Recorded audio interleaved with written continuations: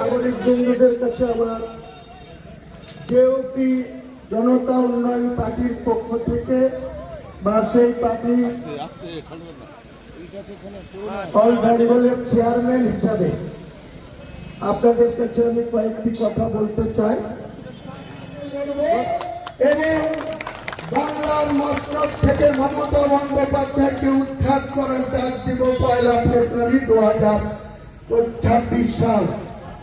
এবং আমি আশা রাখি মহান আল্লাহ তাআলাকে উপরে ভরসা রেখে এটা বলতে পারি যে আমি এই জনতা উন্নয়ন পার্টি আগামী দিনে বিজেপিকেও ক্ষমতা দূরে রাখতে সক্ষম হবে এবং তৃণমূলকেও ক্ষমতা থেকে উৎখাত করতে সক্ষম হবে। আম জনতার পার্টি, জনতা উন্নয়ন পার্টি।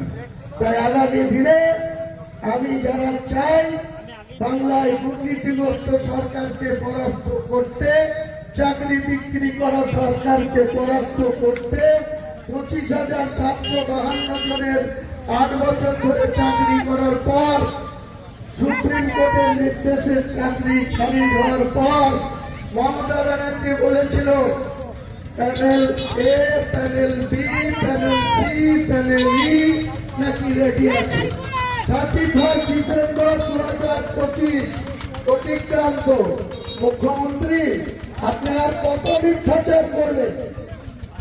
আপনি ওবিসি নিয়ে মুসলমানদের সঙ্গেও মিথ্যাচার করেছেন।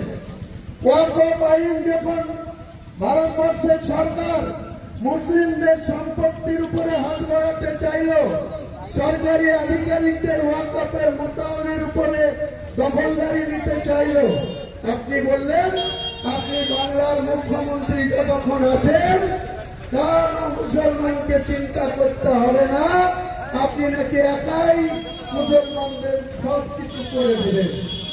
কেন আজকে কেন্দ্রীয় সরকারের ওয়াকফ আইন আপনি মেনে নিলেন?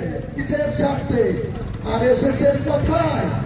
তলায় তলায় আরএসএস এর মার্কা মুখ্যমন্ত্রী আপনাকে উপযুক্ত শিক্ষা এই জনতা উন্নয়ন পার্টির নেতৃত্বে আগামী দিনে বাংলার মানুষ দেবে।